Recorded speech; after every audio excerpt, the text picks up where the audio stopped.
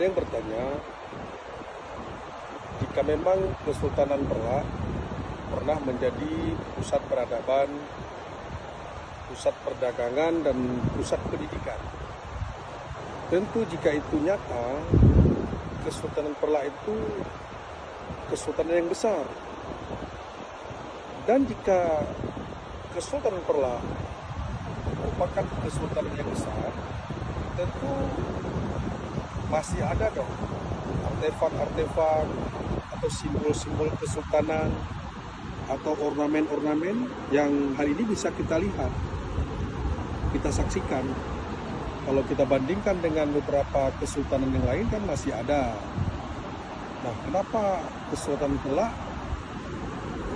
artefak itu hanya dapat dilihat dari batu nisan, kemudian dari uang logam yang pernah ada pada masa itu, dan stempel kesultanan. Sementara bentuk bangunan yang lain tidak pernah kelihatan.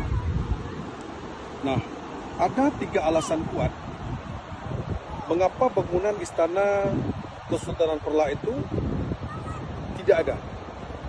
Yang pertama, sifat konstruksi bangunan.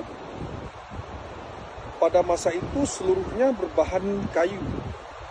Karena dikenal Perla itu kawasan yang banyak kayu perla yang dijadikan sebagai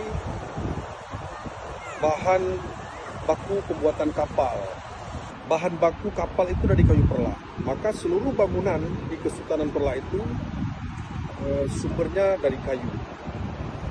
Kemudian Kesultanan Perla itu lahir pada abad ke-8. Dinobatkan raja itu pada 840 Masehi atau 225 Hijriah. Tentu usianya tidak muda, maka sangat wajar jika konstruksinya itu lapuk termakan usia. Nah, itu yang pertama. Dan yang kedua, pada masa Kesultanan Perla itu pernah terjadi konflik internal yang berkepanjangan. Konflik antara rakyat yang berpaham Sunni Ahlussunnah wal Jamaah dengan rakyat yang berpaham Syiah, dan itu terjadi dalam waktu yang cukup lama, sehingga konflik ini menimbulkan penjarahan, pembakaran, pengerusakan terhadap bangunan-bangunan yang menjadi simbol kesultanan ketika itu, sehingga simbol kesultanan itu banyak yang hilang dan terbakar. Itu yang kedua. Dan yang ketiga, peleburan Kesultanan Perla yang melebur di bawah Kesultanan Samudra Pasai.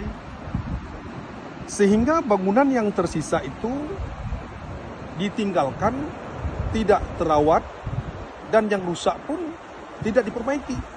Akhirnya, simbol-simbol bangunan itu tidak bisa dipertahankan.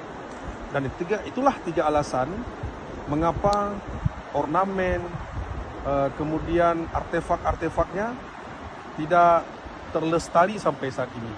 Begitu juga manuskrip, begitu juga dengan kitab-kitab yang dulu pernah ditulis di kesultanan ini, dan akhirnya ketika melebur kesultanan di bawah Samudra Pasai pada abad ke-12 itu, seluruhnya terbawa ke sana, dan bisa jadi ada yang tercecer dalam perjalanan dan mungkin tersimpan di tempat-tempat yang tidak aman. Itu mungkin alasan kuat mengapa ornamen dan artefak simbol-simbol kesultanan itu tidak dapat kita lihat sekarang. Mungkin demikian.